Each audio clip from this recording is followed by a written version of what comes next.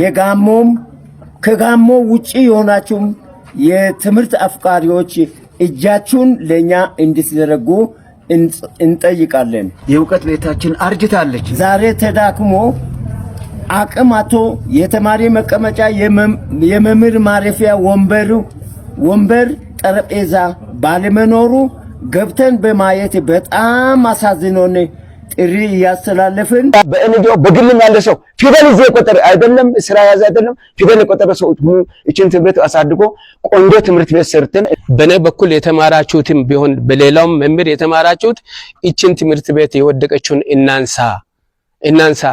እሺ እኔ አቶ ፋንቱ ኃይሌ ወይም ተጧሪ ፋንቱ ኃይሌ ይባላለሁኝ። ከ1962 እስከ 70 ድረስ እዚሁ ትምህርት ቤት ተማሪ ነኝ። በኃላፊነትም በማስተማርም በኃላፊነትም አገልግያለሁኝ። በመምህርነት እና በኃላፊነት ወደ 35 ዓመት እዚሁ ትምህርት ቤት አገልግያለሁ። በነጭ ስሜ ብርሃኑ ንጋቱ ይባላለሁ።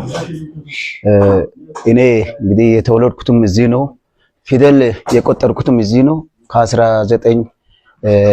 ከ1957 ዓመት ጀምሮ እስከ 1966 እዚህ ትምህርት ቤት ተምሬ 8 ክፍል እንደጨረስኩኝ ወደ 40 ምንጭ ነው የሄድኩት። ከዛ ደግሞ ስራ ይዤ ደግሞ ከሌላ ቦታ መጥቼ እዚህ በመምህርነት በኃላፊ መምህርነትም እዚህ ሰርቻለሁ።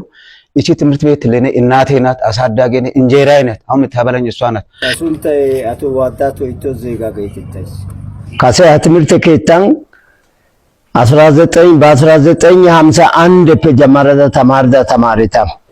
ተማሪዳ አፕስምን ዳሮ ባጋ ትምህርት ከታስ ኦቶስ ትምህርት ከታ ዲቻናው ወጥዶስ ስሜ መከማራ ይባላለሁ። የተማርኩትም እዚህ ነው። ስለዚህ እዚሁ ተምሬያለሁ። እዚህ ያስተማርኩት በ1988 ጀምሮ ነው እዚህ ማስተማር የጀመርኩት። እጃችን ተባብረን እናንሳ፣ ባለንበት ቦታ ሁሉ አንድ ታሪክ አንድ ነገር አሳልፈን አድርገን እናሳልፍ። ስለዚህ ሁላችን 100 ሎሚ ለአንድ ሰው ሸክም ነው፣ ለ100 ሰው ግን ጌጥ ነው ይባላል። የዚሁ ትምህርት ቤት ፍሬ የሆኑ የዚሁ ትምህርት ቤት ብርሃን የሆኑ በዚሁ ትምህርት ቤት ብርሃን ያዩ ልጆቻችን፣ ወንድሞቻችን፣ አባቶቻችን ሁሉም ባሉበት ሁሉ የትምህርት ቤቱን መውደቅ አይተው የትምህርት ቤቷን አግሎትና እድሜ አይተው አዝነው የራሳቸውን የሆነ ምላሽና እገዛ እንዲያደርጉ በእግዚአብሔር ስም እጠይቃለሁ።